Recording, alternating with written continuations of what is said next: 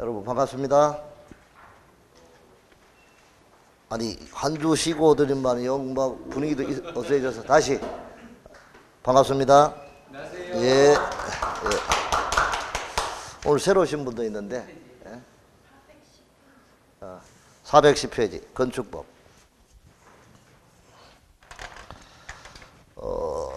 제가 처음 이야기할 때 이렇게 부동산 공법은 부동산에 관한 공법이라 했죠. 부동산 자체가 토지 및 그 정착물이 부동산이기 때문에 부동산 공법의 범위는 일단 토지에 관한 공법하고 그 다음에 건축물에 관한 공법 이렇게 우리가 나누어 볼 수 있다라고 했습니다. 자, 그럼 자 토지에 관한 공법에는 어떤 게 있느냐? 제1편에 자, 국토의 계획 및 이용에 관한 법이죠.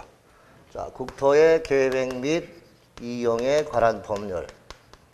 자, 이것이 우리가 첫 번째 우리가 볼 수 있는 내용이고 여기에서 우리가 12문제가 출제가 된다고 했습니다. 자, 그 다음에 두 번째 도시개발법이죠. 자, 그리고 이제 도시정비법, 도시 및 주거환경의 정비법 이렇게 우리가 정리를 했고요.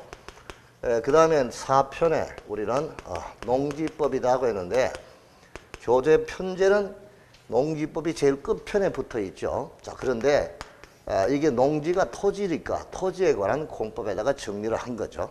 자, 건축물에 관한 것은 자, 건축 일반에 관한 규정으로서 건축법이 있고요. 그 다음에 주택에 관한 것이죠. 그래서 주택에 관한 것이 우리는 주택법이다 이렇게 볼 수가 있습니다. 자, 그래서 우리가 지난번 시간에 우리가 정리한 게 국토의 계획 및 이용에 관한 법의 자식이 두 사람이에요. 이 법의 자식이 도시개발법하고 도시 및 주거환경 정비법이다. 자, 여기 6문제, 여기 6문제, 여기 2문제, 여기는 7문제, 7문제 이렇게 출제가 된다 했죠. 그래서 이제 우리 경우가 이 두 가지가 우리는 국계법의 자식인데 여기에 맞장자야. 자, 맞장자는 우리가 공부를 했어요. 그런데 차자는 둘째 자식은 이거하고 거의 비슷합니다. 그런데 요거는 신도시를 만드는 거고 요거는 만들어진 도시가 노후화됐을 때 노후화돼서 도시를 정비하기 위한 정비사업이죠. 그 재건축이나 재개발이나 주거환경 개선 사업하는 그 절차를 정한 법인데 요거는 요번 파트는 시간 관계상 요거를 뺀다 했죠. 요 두 개는 빼고 오늘 여기 건축법하고 이제 가만히 보니까 오늘로서 끝이네 또. 여기 그죠? 2월달 짧은 달이잖아요. 그렇죠? 그래서 이제 3월 2일 날은 제가 주택법을 시작하는 걸로 이렇게 해서 포인트를 맞추었으니까 그렇게 해서 3월 달에는 보니까 3월 2일부터 해가지고 9주야. 9주니까 요번 파트에 건축법하고 주택법을 같이 연결해서 보도록 그렇게 하겠다고 정리했으니까 그렇게 맞추어서 보시면 되겠습니다. 자, 그럼 이제 오늘 하는 게 건축법이죠. 자, 그럼 건축법을 410페이지 펴시고 건축법에 관한 경우를 보는데 자, 우선 여기 교재 편제로는 4편입니다. 4편에 건축법이다 이렇게 볼 수 있죠. 1편이 국계법, 2편이 도시개발법, 3편이 도시 및 주거환경 정비법. 이게 4편, 이게 5편, 그리고 6편이 농지법. 교재 편제는 그렇게 되어 있습니다. 자, 그럼 건축법은 7문제가 출제가 되죠. 왜 그렇게 하느냐? 12문제고 이게 6문제고 이게 7문제니까 비중도가 높은 것을 중점적으로 본다 이 뜻이죠. 자, 그러면 건축법을 알아야 국계법이나 다른 법을 또 연결을 할 수 있으니까 건축법을 우리가 살펴보도록 하는데 자, 이 건축법은 일단 여기 대지가 있어요. 대지가 있으면 그 대지 위에다가 이렇게 건물을 건축을 한다. 자, 그럼 건물을 건축을 하죠. 건물을 건축을 할 때 이 대지 그리고 건축물의 구조 그 다음에 설비 그리고 건축물의 용도 그래서 대지와 용도와 구조와 설비에 관한 기준을 정하고 그다음에 건축물의 기능과 그 다음에 안전 그리고 환경 그렇죠 미관 이런 것 등을 증진시키고 그 다음에 건축물에 우리 들어 살고 있는 우리 인간의 공공 복리의 증진을 도모하기 위해서 만들어진 법이 건축법이다. 이렇게 볼 수 있어요. 그럼 이 건축법은 1931년도에 조선 시가지, 우리가 시가지라는 것이 우리가 오늘날에 말하면 도시잖아요. 그래서 조선 시가지령으로 쭉 운영되어 오다가 일제시대 때 1962년도에 와서 도시계획법하고 그 다음에 건축법으로 이렇게 이제 분리가 됐어요. 그래서 도시계획법하고 건축법이 분리돼서 62년부터 쭉 운영되어 왔죠. 그런데 도시계획법은 이게 2000년도에 와서 지난번에 얘기했습니다만 국토계획 이용에 관한 법. 그래서 옛날에 처음에 배울 때 국토의 계획 및 이용에 관한 법은 이 국토의 계획을 수립하고 이용하는 것이죠. 그래서 이게 옛날에 62년도에 도시계획법하고 그 다음에 72년도에 국토 이용 관리법. 이 두 가지 법이 묶어져 가지고 2000년도에 새롭게 태어난 법이 이 법이라고 했잖아요. 그래서 여기서 국토, 여기 국토죠. 자, 그 다음에 계획, 여기 계획이죠. 그 다음에 이용, 여기 이용이죠. 그래서 두 가지 법을 2000년도에 통폐합을 시켜서 새롭게 만들어진 법이 국토의 계획 이용에 관한 법이에요. 그렇기 때문에 62년도에 만들어진 도시계획법은 2000년도에 들어와서 이게 없어지고 국토계획 이용에 관한 법으로 바뀌었으니까 새롭게 만들어졌으니까 없어지고 건축법은 그동안에 28번째 28차 개정의 역사를 두고 있으면서 지금까지 쭉 운영되고 있는 법이 현행 건축법이다. 이렇게 볼 수 있어요. 그래서 건축법은 이렇게 역사를 아주 오래 갖고 있는 그런 법이다. 그래서 우리가 건축법이 어떤 법이냐? 방금 보다시피 건축물의 그 대지는 건물이 들어서 땅이잖아. 대지, 용도, 구조, 설비의 기준을 정함으로써 다음 건축물의 기능과 미관, 안전, 환경을 증진을 시키고 그 다음에 그 속에 살고 있는 우리 인간의 공공복리 증진을 도모하기 위해서 만들어진 법이 우리 건축법이다. 이렇게 볼 수가 있겠습니다. 자, 그럼 이 법의 전체 구성이 어떻게 되느냐? 이 법의 전체 구성 1장에 총설이 있어요. 그 다음에 2장에 건축물의 건축이에요. 그리고 이제 3장에 대지와 도로, 건축선에 관한 규정이 있어요. 자, 4장에 우리가 보면 구조하고 재료 그리고 설비에 관한 규정이 있습니다. 근데 이 구조, 재료, 설비. 그래서 여러분 책에 보통 다른 책에는 구조 따로, 설비 따로 설명하는데 우리 중개사는 비중도가 조금 약하기 때문에 구조, 설비, 재료를 한꺼번에 묶어서 정리해요. 그 다음에 5장에 면적과 높이 제한에 관한 규정이 있어요. 자, 그리고 이제 제6장에 특별 건축구역이라든가 특별 건축구역하고 특별 가로구역, 가로구역 등 이렇게 우리가 보면 되겠죠. 자, 그리고 7장에 보칙하고 벌칙입니다. 우리가 보칙이라는 것은 이 법을 만들 때 조금 부족한 내용, 앞의 내용에 전반적으로 부족한 내용을 추가적으로 만들어진 규정을 보칙이라고 하고요. 벌칙은 처벌 규정을 말하죠. 그래서 우리가 요것도 우리가 학자들은 이 총칙 이렇게 합니다. 총칙이라고 하는데 총칙이라고 해도 좋습니다만은 총설하면 그 말이 오히려 더 현명합니다. 그럼 총칙은 건축법 전반에 다 적용되는 내용을 조금씩 가미한 것이다. 이거 민법도 민법 총칙이 있고 물권이 있고 채권이 있고 친족상속이 있잖아요. 총칙이 뭐냐? 민법 전반에 공통적으로 적용되는 법 규정을 총칙이라고 한다. 이렇게 볼 수 있는 거예요. 아시겠죠?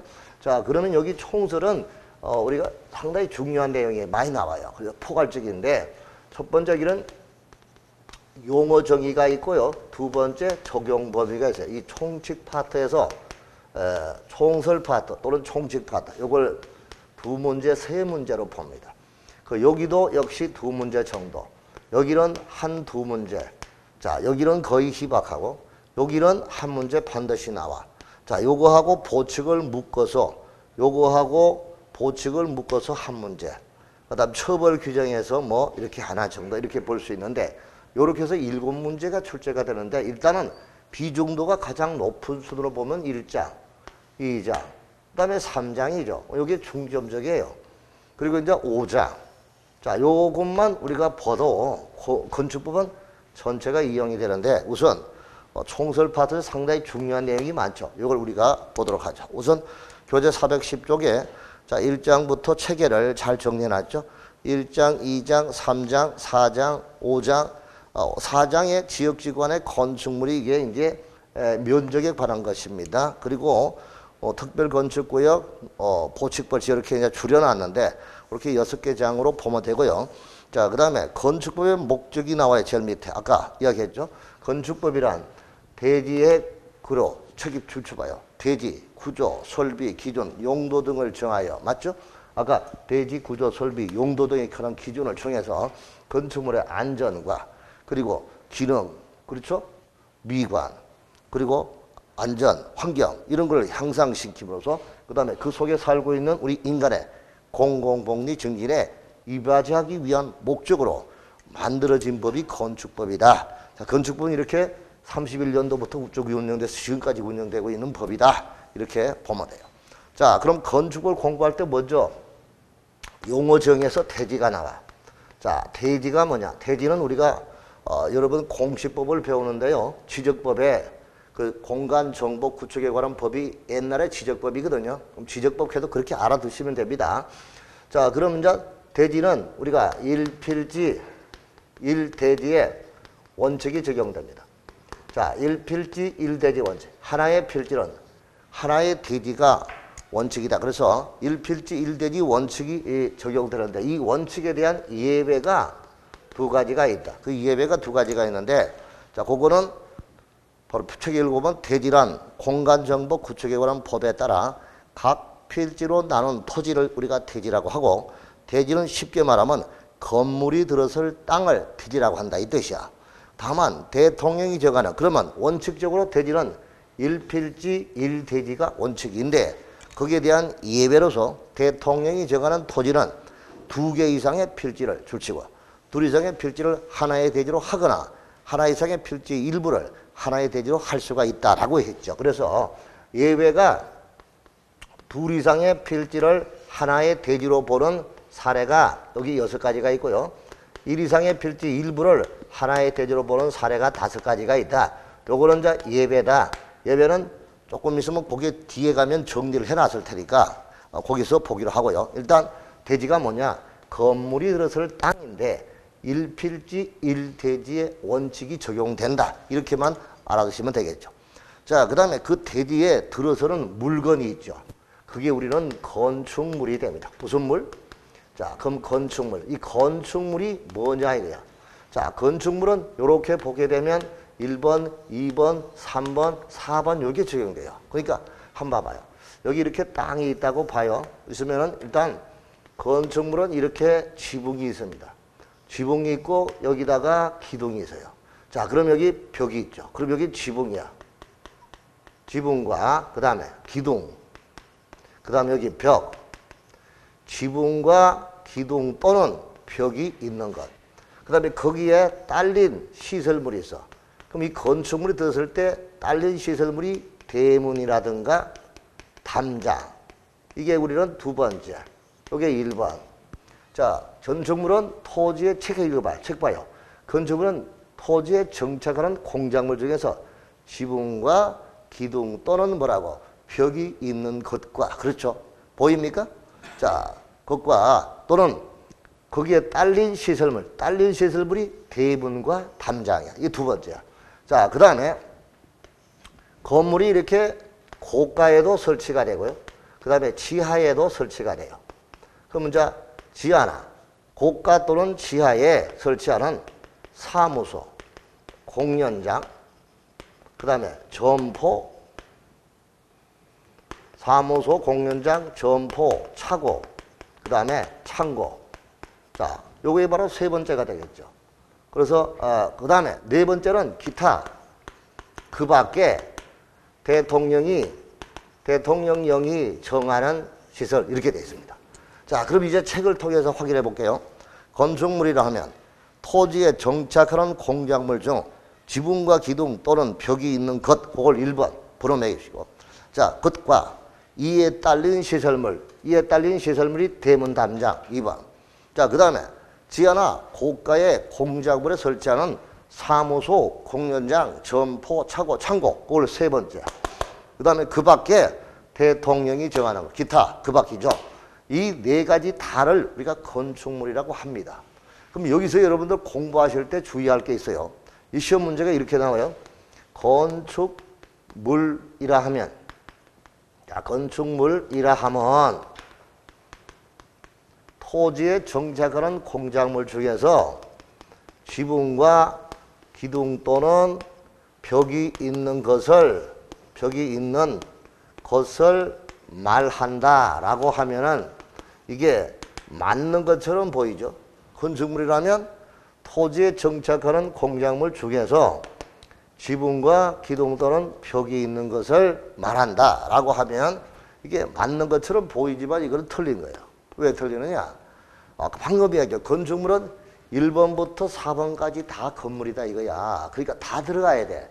다 못 집어넣으니까 문제를 낼 때는 건축물이라 하면 토지에 정착하는 공작물 중에서 지붕과 기둥 또는 벽이 있는 것 등을 말한다. 이렇게 하면 맞는 거야. 그래서 등자가 들어가면 맞는데 이게 빠지면 틀리단 말이에요. 무슨 말인지 알겠죠? 이런 것을 여러분들 법을 공부할 때 이런 걸 민법을 공부하러 여러분 법률 공부하는 게 아니에요. 여러분 법의 해석학을 공부하는 것이지 법학을 공부하는 거 아니에요. 무슨 말인지 알겠죠? 법을 정확하게 해석을 해서 맞는지 틀리냐 그걸 골라내는 거야. 그러니까 법학이 아니고 법의 해석학을 공부하는 거야. 민법이든 공법이든 중개법 다 모든 법이 다 마찬가지야. 그러니까 여기 등자가 들어가면 맞아요. 이게 안 들어가면 틀린다. 무슨 말인지 알겠죠? 그런데 주의할 것은 여기서 1번을 아까 지붕과 기둥 또는 벽이 있는 것이라고 했잖아요. 그럼 번호로 1번은 건축물이다 라고 하면은 맞을까요? 틀릴까요? 네? 맞죠? 그렇죠. 지붕과 기둥 또는 벽이 있는 것은 건물 맞잖아요. 그 다음에 건축물에 딸린 시설물, 대문과 담장도 건축물 맞잖아요. 그럼 2번도 건축물이다. 3번도 건축물이다. 4번도 건축물이다 하면 맞아요. 그러니까 이게 속에 있는 게 앞으로 나왔을 때는 다 맞아. 그런데 건축물이라 하면 이게 주어가 앞에 나왔을 때는 이 4가지가 다 들어가야 되니까 다 못 집어넣으니까 뭐를 집어넣어야 돼? 등자를 집어넣어야 돼. 이게 안 들어갔느냐 안 들어갔느냐 이걸 꼭 알아야 돼. 민법이든 계로이든 공법이든 다 마찬가지야. 이런 개념들을 정확히 알고 가야 돼. 아시겠죠? 요거를 먼저 알아두라 이 뜻입니다. 자, 그 다음에 이제 2번째 건축법의 적용 여부가 나가죠. 그럼 여러분 건축물은 이렇게요. 이렇게 토지에 정착하는 공작물 중에서 기둥 또는 이게 있는데 여기서 봐야 돼. 그래서 여러분들이 공부할 거는 건축물하고 공작물을 비교를 했을 때 어느 게 클까요? 공작물이 커요? 건축물이 커요? 공작물이 크죠. 공작물이 커요. 그러니까 이게 공작물이면 이게 공작물 속에 뭐가 있어요? 여기 건축물이 있다. 뭐가 있다? 건축물이 있다. 이렇게 보셔야 돼요. 아시겠죠? 그래서 아까 제목에 건축법의 제일 앞에 토지에 정착하는 뭐 중에서 공작물 중에서 지붕과 기둥 또는 벽이 있는 것 이런 것 등을 건축물이라 한다 이 말이잖아요. 그러니까 공작물 속에 건축물이 있다. 이게 보시다. 그럼 여러분 공작물은 무엇이고 건축물하고 구별이 되는 거는 건축물은 뭐예요? 공작물은 뭐냐고요? 우리가 이름하여 볼 때는 도로가에 차 타고 가다 보면 그 안내 광고판이 있잖아. 대표적인 공작물이잖아. 거기는 지붕이 있어 없어? 지붕이 없잖아요. 그러니까 건축물, 공작물은 뚜껑이 없는 것, 지붕이 없는 게 뭐다? 공작물이다 이거야. 아시겠죠? 그 중에서 공작물 중에서 뚜껑이 있으면 지붕이 있으면 뭐가 돼? 건축물이 되는 거야. 무슨 말인지 알겠죠? 그거를 그렇게 구분을 하고 가라 이게. 아시겠죠? 자, 그러면 이 건축물에서 건축부의 적용 여부가 있어요. 건축부 적용 대상에서 제외되는 건축물이 있는데 이게 뭐냐? 건축물은 건축물인데 건축법이 아예 적용이 안 되는 게 있어. 건축법의 적용이 완전히 배제되는, 적용이 안 되는 건축물이 있다기야. 건축물은 건축물이면 건축법 적용을 받잖아요. 그런데 건축물 중에서 아예 건축법이 적용이 안 되는 건물이 있다고요. 그게 바로 뭘까요? 자, 그게 보니까 밑에 우리는 보니까 여기 철문, 곡간수 이렇게. 자, 한번 책에다가 선생님 체크할 대로 문화에 굵은 글씨로 되어 있죠. 문화재 보호법에 따른 거기 문자에 굵게 표시되어 있잖아요. 동그라미로 쳐요. 그 다음에 철도의 철, 그리고 고속도로 통행료 징수의 고, 그리고 네 번째 컨테이너를 이용한 간이 창고의 간, 그리고 이제 하천법에 의한 수문 조작의 수. 됐나요? 이거 하나하나 만드는 게 별거 아니지만 저는 책을 만들 때 나름대로 수험생을 배려해서 만든 건 사실입니다. 꼼꼼하게 만들었는데 급하게 좀 만들다 보니까 조금 뭐 빠진 것도 있고 좀 틀린 것도 있겠지만 그런 거는 정오표로 다 올려줄 거예요. 다 같이 철문 곡간수 시작. 이거는 순서대로 하면 문철 곡간수인데 문철 곡간수가 나아요? 철문 곡간수가 나아요? 그 왜 그러냐면 제가요 어린 시절에 워낙 가난했어요. 우리 집 대문은 쌀이나무로 만든 대문이야. 시골에. 근데 우리 앞집에 친구는 잘 사는 집이에요. 그래서 그 친구는 파란색으로 된 철로 된 대문이었어요. 그 어린 마음에 늘 아직도 남아있어요. 그 철문을 갖고 싶었어요. 그래서 내가 철문 곡간수라고 만든 거예요. 감동이 없어. 그때 안 가난한 사람은 없었잖아요. 다 가난했죠. 그죠? 지금 우리 후배들이야 자식들은 얼마나 행복한 거야. 그때 비하면. 그렇죠? 그래도 그 행복의 기준을 잘 살고 먼저 그걸로 평가를 못 하겠죠. 자, 철문 곡간수 시작. 자, 철도 시설이요. 무슨 시설? 철도 시설은 어떤 거예요? 그게 운전 보안 시설, 그 다음에 보행 시설, 플랫폼, 그리고 궤도, 급수, 급탄, 급유 시설, 기름 넣는 거, 그죠? 이런 거는 다 뚜껑이 있어요. 건축물이야. 건축물이지만 그거는 어느 법에 적용을 받아? 철도법에 적용을 받으니까 건축법의 적용이 전면적으로 배제가 된다. 어느 법 적용받아요? 철도법. 자, 그 다음에 문화재가 있죠. 그럼 문화재는 지정문화재가 있고 뭐가 있어요? 가지정문화재가 있어요. 앞으로 문화재로 지정이 될 예정되어 있는 문화재. 아시겠죠? 자, 그러면 그거는 문화재 보호법에 적용을 받으니까 건축법 적용을 안 받는다 이거야. 그런데 요런 거 있죠? 요런 거. 전통 사찰. 이거는 건축법 적용 받을까 안 받을까? 받죠. 이거는 전통 사찰은 오래된 사찰이지 문화재는 아니잖아요. 문화재로 지정이 되면 어느 법 적용받아? 문화재 보호법을 적용받으니까 건축법 적용 안 받지만 문화재로 지정이 안 된 이런 전통 사찰은 건축법 적용을 받습니다. 알았습니까? 그럼 전통 사찰이나 여러분 향교 이런 거 있잖아요. 이런 것 등은 문화재 보호법에 적용을 받는 게 아니라 어느 법? 건축법에 적용을 받습니다. 알았죠? 자, 그 다음에 고속도로 통행료 징수시설. 무슨 시설? 톨게이트에 가면 그 컨테이너로 된 그 집 속에 들어가서 돈 받는 아줌마들 있잖아요. 맞죠? 그게 톨게이트에 고속도로 통행료 징수시설이다. 요즘은 뭐 하이패스가 있어가지고 무인으로 하지만 그래도 일부는 사람이 돈 받는데 많잖아요. 맞죠? 그러면 고속도로 통행료 징수시설은 고속국도법에 적용을 받기 때문에 건축법 적용 안 받는다 이거야. 자, 그런데 여기도 주의할 것은 고속도로 휴게소. 휴게소는 건축법 적용을 받을까요? 안 받을까요? 받습니다. 요거는 적용을 받는다. 요것도 적용받는다. 아시겠죠? 요런 거 주의하셔야 돼요. 자, 그 다음에 오늘 처음 오셨습니까, 선생님? 아이고, 반가워요. 아이고, 인사도 못했네. 자, 그 다음에 간이 창고입니다. 뭐라고요? 컨테이너를 이용한 간이 창고인데 거기는 두 가지 조건이 있어. 책에 읽어보면 공장의 용도이고 이동이 용이한 거야. 뭐라고요?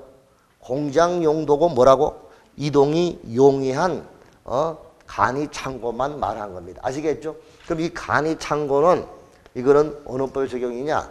여기는 산업 집적 활성화 및 공장 설립에 관한 법의 적용을 받습니다. 어느 법? 산업 집적 활성화 및 공장 설립에 관한 법률의 적용을 받기 때문에 이거는 우리 건축법의 적용을 안 받는다 이거야. 자, 그 다음에 다섯 번째, 하천법에 의한 수문 조작실. 여러분, 댐에 놀러 가보면 수문을 올리고 내리고 하는 조작실 있잖아요. 그것도 뚜껑이 있어, 지붕이 있어요. 그러니까 그것도 건축물이야. 뭐라고요? 건축물인데 그거는 하천법의 적용을 받는다. 그러니까 건축법의 적용을 안 받는다. 그래서 이 철문 곡간수는 이거는 관계법의 적용을 받는 건축물이기 때문에 건축법의 적용을 안 받는다 이 뜻입니다. 알았죠? 요거 우리가 체크해 두시고 가야 되겠습니다. 자, 그 다음에 건축법의 일부 규정을 뭐 하는 거? 배제하는 지역이 있어요. 자, 이거는 무슨 말이냐? 자, 원칙적으로 건축법이 전면적으로 적용되는 지역이 있고, 그 다음에 건축법의 일부가 적용되는 지역이 있습니다. 자, 건축법의 일부 규정을 배제하는 지역이다 하는 말은 일부의 규정은 적용되고 일부는 적용되지 않는다 이거죠. 자, 그럼 일단 요것부터 알아야 돼. 건축법이 전면적으로 적용되는 지역을 우리가 요걸 1번이라 하고 요걸 2번이라 합시다. 자, 그러면 1번에는 어떤 지역이냐? 도시지역. 그리고 두 번째 지구단위 계획구역. 지구단위 계획구역. 그리고 이제 세 번째 동 또는 읍의구역. 동 또는 읍의구역. 자, 그 다음에 동 또는 읍인데 섬이다. 섬일 때는 인구가 500인 이상의 지역을 말합니다. 자, 그러면 요 도시지역. 그럼 여러분 도시지역이니까 주거지역, 상업지역, 공업지역, 녹지지역이잖아요. 도시지역. 그 다음에 지구단위 계획구역. 우리 동네 잘 살기 위한 지역.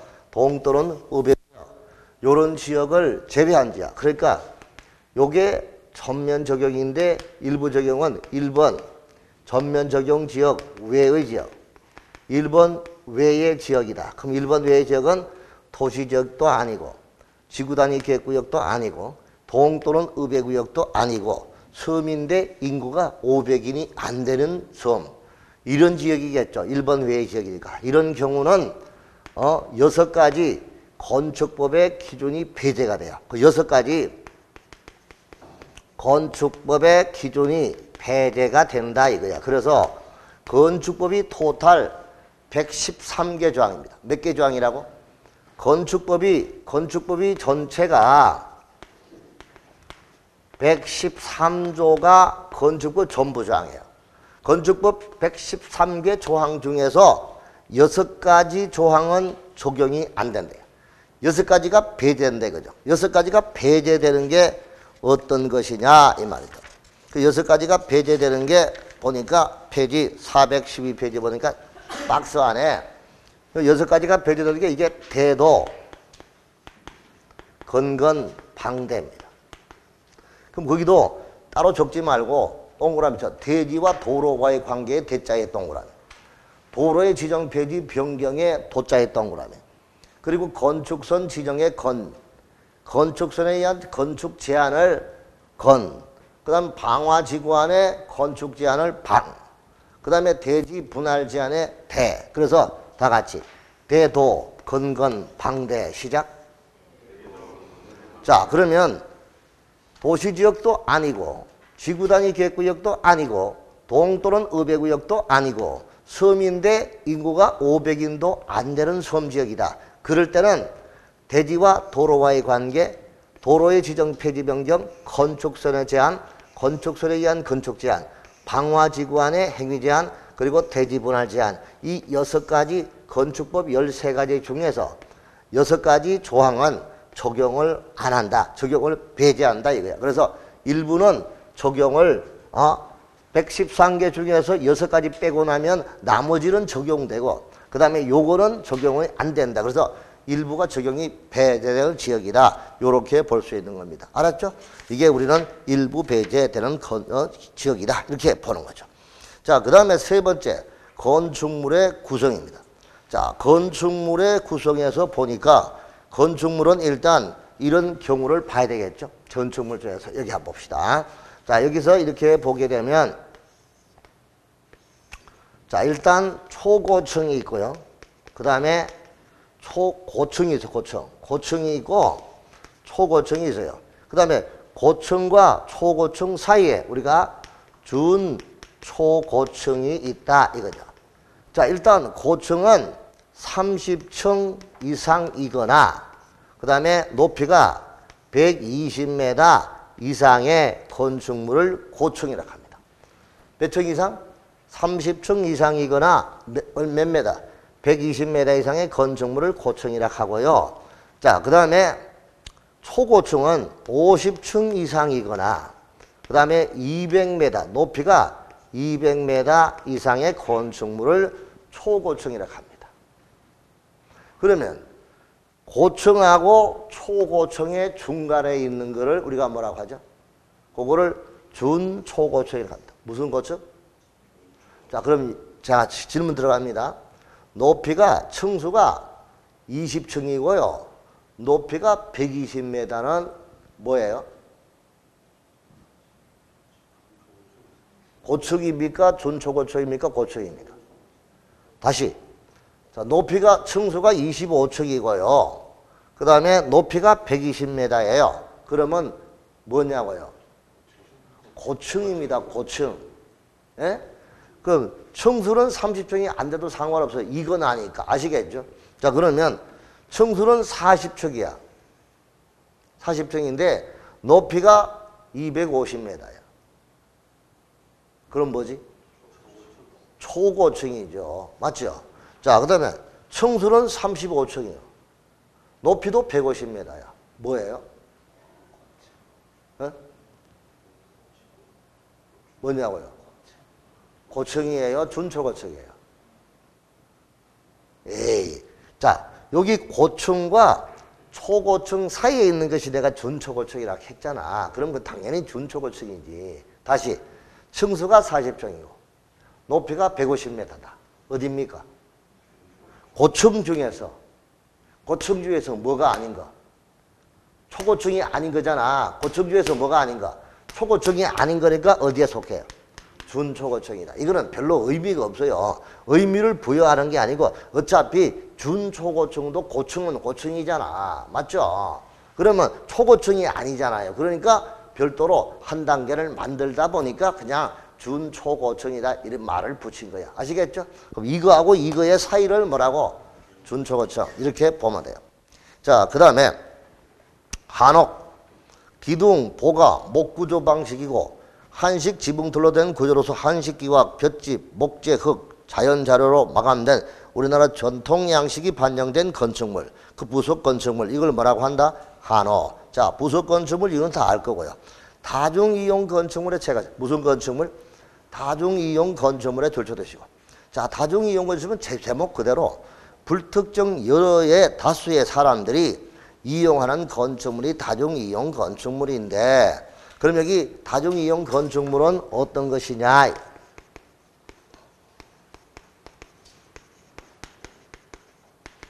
그럼 여러 다중이 이용하는 건축물의 경우는 일단은 두 가지예요. 자, 바닥 면적의 합계가 얼마? 5,000제곱미터 이상으로서 뭐예요? 다음 용도잖아요. 맞죠? 그 용도가 자, 내 친구 실제 존재하는 친구야. 문판이가 이 친구가 나이가 50대 돼가지고 이혼을 해가지고 아직도 떠돌이 생활하고 있어. 문판이가 종종 이용하는 여관이야. 예를 들어서 꼭 이런 거를 예를 들었을까? 그죠? 아, 그런 사람도 있어. 인생은 이렇게 여러가 박절이 있어. 바닥 면적 합계가 5,000제곱미터 이상으로서 문화집회, 판매, 종합병원, 종교시설, 그리고 운수에서 여객시설, 그리고 관광 숙박입니다. 맞아요? 맞아요? 저기 다시 바닥 면적이 얼마? 5,000제곱미터 이상의 문화집회, 그리고 판매, 백화점 같은 거, 종교시설, 종합병원, 그리고 여객시설이고 그 다음에 관광 숙박입니다. 이런 용도의 건축물은 뭐라고요? 다중이용 건축물이다. 문파리가 종종 이용하는 여과이다. 이 뜻이야. 알았죠? 자, 그 다음에 두 번째는 16층 이상. 16층 이상은 뭐에 관계없이 16층 이상은 이런 용도와 상관하지 않고 무조건 뭐예요? 무조건 다중이용 건물입니다. 아시겠죠? 자, 그럼 16층 이상 그리고 바닥면적 합계가 5천 이상으로서 문파리가 종종 이용하는 여관 이런 용도의 시설물을 뭐라고 한다? 다중이용 건축물이라 한다 이 뜻이야. 알았죠? 자, 그 준다중은 다중에 준하는 것인데 다중보다는 좀 작겠죠. 그래서 준다중이라 하는데 바닥 면적 합계가 얼마 이상이에요? 1000제곱미터 이상 몇 주? 얼마 이상? 1000제곱미터 이상이고 다중이용 건축물의 용도 다 들어가요. 다 들어가고 거기다 추가로 교육연구시설하고요. 운동시설하고요. 노유자시설하고 위락시설, 장례식장 이 5가지가 추가됐어요. 그래서 교육연구, 노유자, 운동, 위락과 장례식 시설 이게 추가된 것이 우리가 뭐다? 준다중이다. 이거 외우려고 하지 말고 준다중은 다중에 준하는 거구나. 그거는 다중보다 작은 거니까 1000제곱미터 이상인 것을 말하는구나. 이렇게만 알아두라 이 뜻이야. 알았죠? 자, 그 다음에 특수구조 건물. 무슨 구조 건축물? 자, 여기서 우리가 건축물이 이렇게 세워져 있는데 여기 이렇게 툭 튀어나온 게 너무 많이 튀어나와서 차양이 햇빛 차양 자 이런 거 3m 이상 돌출 몇 m 이상? 이거 여기 사람 다니면 무너지잖아요. 얼마 전에 인도네시아인가 어딘가 여행 갔다가 거기 국립묘지인가 가서 구경하다가 난간 복도 걷다가 무너져 가지고 사람 다치고 이게 특수구조. 자, 그 다음에 여기 기둥이 있고 이쪽에 기둥이 있는데 이 기둥과 기둥 사이의 거리를 우리가 경관이라고 합니다. 뭐라고요? 기둥과 기둥 사이 거리를 뭐라고? 경관. 이 경관이 20m 이상의 건물. 무슨 건축물? 20m 이상의 건축물. 그리고 특수한 설계, 특수한 공법에서 건축하는 건물. 이 3가지. 이거를 특수구조 건축물이라고 합니다. 자, 다시. 자, 한쪽 끝은 고정되고 다른 끝은 지지되지 아니한 구조로 된 보, 차양 등이 외벽의 중심선에서부터 몇 m 이상? 3m 이상 돌출된 건축물하고 자, 경관, 기둥과 기둥 사이 거리를 경관 이렇게 했잖아. 경관이 몇 m? 20m 이상의 건축물. 그 다음에 특수한 설계, 시공, 공법에 의해서 구조된 건축물. 이 3가지를 무슨 구조 건축물? 특수구조 건축물이다. 이렇게 보는 겁니다. 알았죠? 자, 그 다음에 건축물의 구성에서 두 번째 지하층이 있습니다. 지하층. 지하층은 건축물의 바닥이 지표면 아래에 있는 층으로서 바닥에서 지표면까지의 무슨 높이? 평균 높이가 해당 층 높이의 얼마? 2분의 1 이상인 것을 말하고 지하층의 지표면은 각 층의 주위가 접하는 각 지표면 부분의 높이를 그 지표면 부분의 수평거리에 따라 가중평균한 높이의 수평면을 지표면으로 산정한다 라고 했습니다. 자, 그러면 이게 뭐냐 이게 지하층. 그 지하층은 여기다가 이렇게 봐요.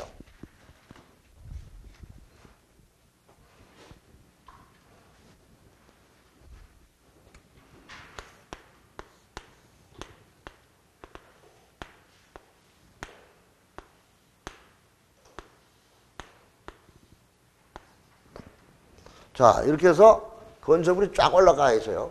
일부러 내가 시각적인 효과를 주기 위해서도. 자, 읽어봐. 지하층은 뭐라고 돼 있어? 제일 처음에. 바닥이 뭐라고? 지표면 아래에 있는 층이잖아. 이게 지표야. 땅이라 땅. 근데 이쪽은 지표가 높고 이쪽은 낮다 이 말이잖아요. 맞죠? 그럼 그 다음 또 읽어봐. 바닥이 지표면 아래에 있는 층으로서. 그 다음에 바닥으로부터 지표면. 자, 바닥에서부터 지표면 요거를 스몰 h1이라고 합시다. h1. 그다음 여기도 h2라고 합시다. 그러면 바닥이 지표면 아래에 있는 층인데 바닥으로부터 지표면까지 바닥에서 지표면까지의 무슨 높이? 평균 높이. 무슨 높이? 평균 높이죠. 자, 그럼 여기 H1과 H2의 이 그립의 평균 높이는 요 정도 좀 되겠죠. 요거하고 요거 중간이니까. 맞잖아요. 그럼 요거를 우리가 스몰 h라고 하면 돼. 자, 뭐라고? h1과 h2의 평균 높이를 스몰 h라 이거야. 이게 무슨 높이라고? 이게 무슨 높이? 평균 높이. 물걸 좀 스몰, 스마일. 좀 무서워요. 뭐 그렇게 공부가 그렇게 긴장이 돼요? 아, 이거 재밌는 과목이잖아요. 맞죠? 자, 그럼 여기 H1과 H2의 평균 높이가 그 층이 섞여 있는 층 높이는 요거죠. 맞잖아요. 요 층 높이를 우리가 여기서 요까지를 우리가 큰 H. 자, 그러면 H1과 H의 평균 높이 여기가 평균 높이가 그 층 높이의 얼마? 2분의 1 이상인 것을 뭐라고 한다? 지하층. 그럼 요걸 등식으로 한번 해볼까요? H가 평균 높이잖아. 그럼 지하층이라는 것은 지하층은 평균 높이가 그 층 높이가 이거잖아. 층 높이 얼마? 2분의 1 이상인 것을 뭐라고 한다? 지하층이라 한다. 맞아요, 안 맞아요? 그럼 이 평균 높이가 그 층 높이의 얼마? 2분의 1 이상인 거. 이걸 뭐다? 지하층. 그러면 이거를 연세 좀 드신 분들은 우리 선생님처럼 연세 좀 드신 분들은 옛날에는 전부 다 우리 사모님도 아실 텐데 서울에 가면 반지하가 많았잖아. 무슨 지하? 반지하. 그러니까 옛날에 반지하가 지금의 뭐가 된다? 지하층이야. 뭐라고요? 그럼 여기서 여기까지 높이가 이 높이의 반틈 이상만 땅에 들어가면 그건 지하층이다 이 말이잖아요. 맞죠? 그러니까 옛날에 무슨 지하야? 반지하가 지금은 뭐다? 지하예요. 오케이? 옛날에는 지하가 3분의 2 이상이었어. 지하철의 개념이 3분의 2 이상이고 반틈만 들어가면 그걸 반지하라 했단 말이야. 옛날에는 지하가 있고 반지하 개념이 따로 있었는데 지금은 반지하가 그냥 지하 개념으로 바뀌었다 이게. 오케이? 그러면 지하층은 반드시 둬야 돼요? 둘 수 있어요? 네? 둘 수 있는 거예요? 둬야 되는 거예요? 자, 옛날에 옛날에는 지하는 의무사항이었어요. 왜? 그때는 지하가 방화가 아니고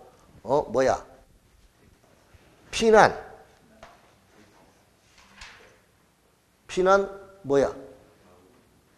방공호. 내가 그 말이 안 나와서 나도 이제 머리가 다 되는가 봐. 방공호 역할을 한 게 지하층이었어. 북한이 침투해오면 가족들하고 라디오 들고 지하에 가서 숨으라고 지하를 의무적으로 법적으로 두도록 했단 말이야. 지금은 그런 규정이 없어요. 지금은 지하는 뭐다? 임의사항입니다. 뭐라고요? 둬도 되고 안 둬도 됩니다. 지하층. 근데 두면은 어떤 혜택이 돌아갑니까?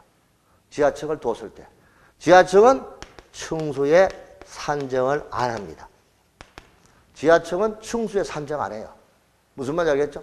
지하층은 층수에 안 들어가. 그리고 용적률 계산할 때 연면적에서 빼줍니다. 뭐라고? 용적률 계산할 때 연면적에서 뭐 한다? 빼준다. 그러면 한 층을 더 세워도 되죠. 무슨 말인지 알겠죠? 이렇게 지하층을 두면은 이런 혜택이 돌아가요. 근데 나는 이게 좀 못마땅하다 이거지. 왜? 지금 아침에 자고 나면 주차 문제 때문에 어떤 놈이 타이어를 빵꾸 내놓고 주차 문제 때문에 싸우고 밤새들 떠들고 이렇게 자다가도 잠옷바람으로 뛰쳐나와가 차 좀 빼달라고 하면 빼줘야 되고 이런 불상사가 일어나잖아요. 이게 내 말은. 예? 이런 거를 느슨하게 할 게 아니고 법을 좀 강화해가지고 그 건물 안에 들어갈 차들은 무조건 건물 속에 집어넣도록 법을 강화했으면 좋겠다. 이 뜻이야 내 말은. 내 말 맞아요? 맞으면 박수 한번 쳐봐요. 가만히 좀 말고. 이 내 공무원 교육 연수원에 가서 강의하는데 이 말을 안 들어 이놈들이 내가 봤을 때. 좀 들었으면 좋겠는데. 그죠? 이게 자기 차는 자기 건물에 있는 차는 무조건 계산해가지고 주차 실이 나오잖아. 홈 몇 실에서 이런 면적이 얼마니까 주차 몇 대를 의무적으로 세워라. 그러려면 지하에 집어넣든지 어떻게 하든지 해가지고 이렇게 규정을 좀 해야 되는데 너무 느슨해 보일 거네요. 아무튼 이게 무슨 층이다? 지하층이다. 그래서 지하층은 요거 숫자 고칠 거 딴 거 없죠. 2분의 1을 3분의 2로 고친다거나 그 다음에 높이 층 높이잖아요. 층 높이를 여기서 여기까지가 무슨 높이에요? 좀 봐요. 여기서 여기 무슨 높이에요? 층 높이에요? 아니에요. 봐요. 이걸 그림으로 그리면 이렇게 되는 거야. 자, 여기가 지금 바닥이잖아요. 여기. 맞죠? 바닥에서 요까지잖아, 지금. 이거는 뭐냐? 천정 높이. 무슨 높이? 그러면 층 높이는 여기서부터 이까지야. 여기. 여기 바닥 구조체 윗면에서부터 위층 바닥 구조체 윗면까지 높이를 바닥 구조체 윗면에서부터 위층 바닥 구조체 윗면까지 높이를 무슨 높이? 층 높이라 한다고요. 여기는 층 높이 얼마예요? 2분의 1이지. 무슨 말인지 알겠죠? 천정 높이 아니에요. 천정곡 하면 안 됩니다. 층 높이. 그거 주의하시고 가면 됩니다. 자, 넘어갑시다. 그 다음에 거실, 발코니, 주요구조부 건축설비인데 발코니 보세요. 거실은 다 알 테고. 발코니는 뭐냐? 우리가 일반적으로 건축물이 이렇게 있다고 한번 그려볼게요. 자, 그럼 여기는 이렇게 건물이 세워져 있어요. 그럼 여기다가 한층 더 있다고 보죠. 그럼 이쪽은 여기 이렇게 발코니가 이게 발코니야. 여러분 살고 있는 아파트의 베란다라고 하는 것은 베란다가 아니고 발코니예요. 뭐라고요? 자, 그러면 베란다는 뭐냐? 여기 옥상층에 여기 5층일까요? 옥상층에서 5층의 지붕을 자기의 전용 공간, 그러니까 정원으로 쓴다거나 여름에 의자 갖다 놓고 휴식을 즐기는 공간을 쓴다거나 하는 요 공간을 우리가 뭐라고? 베란다라고 합니다. 뭐라고? 베란다. 그럼 베란다와 발코니는 엄격히 말하면 차이가 있어요. 발코니는 왜 둡니까, 선생님? 토목하신 분 잘 아잖아요. 발코니는 왜 둬요? 두는 목적이 뭐예요? 네? 휴식 공간? 그렇죠. 그런 의미도 있죠. 그것도 맞고. 그런데 불 났을 때 이게 없으면요 연기가 안 빠져요. 바로 이게 발코니가 없으면 직선으로 불이 올라가요. 다 터지고요. 선생님 잘 아시잖아요. 그러니까 이게 바로 방화의 역할을 굉장히 톡톡하게 하는 거야. 화재 예방. 뭔 말인지 알겠죠? 발코니를. 근데 얼마 전에 오피스텔에 서울에 그 의정부인가 그 불 났을 때 이게 발코니가 없잖아. 오피스텔에는. 발코니가 없으니까 바로 수직으로 바로 불이 번져가 버려요. 그럼 삽시간에 타 죽어요. 발코니가 있으면 이게 연기가 빠져나가는 공간이 있으니까요. 올라가는 게 그렇게 빨리 안 올라가요. 아파트 불나도. 무슨 말인지 알겠죠? 상당히 효과요. 요거는 베란다. 요거는 뭐라고? 발코니. 근데 보통 우리가 쓸 때 베란다, 발코니 이거를 또 뭐라 하느냐? 노대라 하죠. 노대. 노대가 뭐예요? 이게 이슬로자, 이슬로자.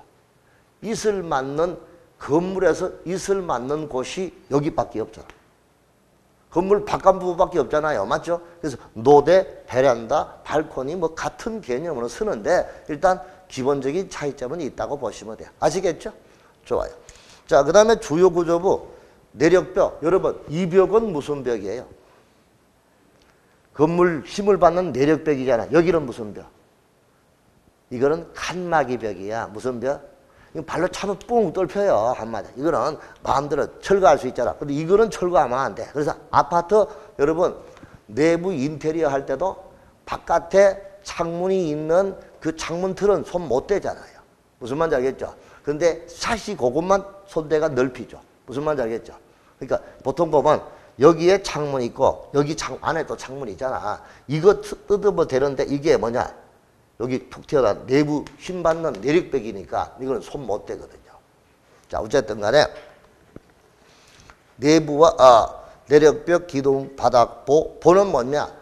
이 기둥과 기둥을 잡아주는 게 뭐라고? 보라고, 대들보라고 합니다. 아시겠죠? 차양, 햇빛 가리개. 지붕틀, 주계단. 지붕틀인데 지붕이에요, 지붕틀이에요. 주요구조부가. 주요구조부가 지붕이에요, 지붕틀이에요. 지붕틀이죠. 지붕이 아니고 지붕틀이잖아. 그럼 지붕틀이 뭐예요? 한옥을 지어봤다든가 이렇게 하면은 여기 기둥이잖아. 옛날에 어른들이 물동이에 머리 이고 갈 때는 또아리 있잖아, 또아리.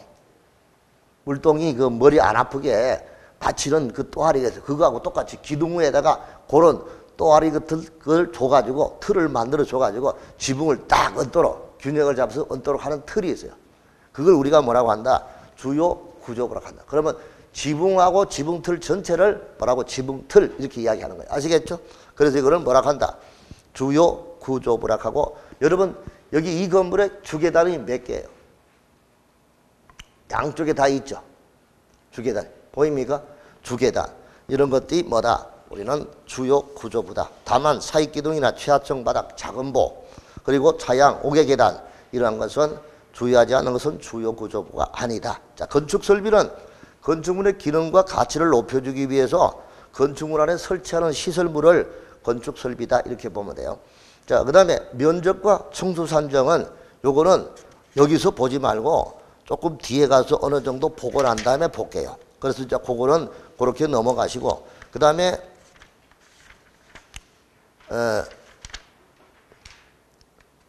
418페이지에 구조와 재료 파트가 있고 그 다음에 건축 관계자 건축 관계자는 건축주, 설계자, 설계도서, 뭐 감리자 이런 것들을 묶어서 건축 관계자 등으로 한꺼번에 묶었고요.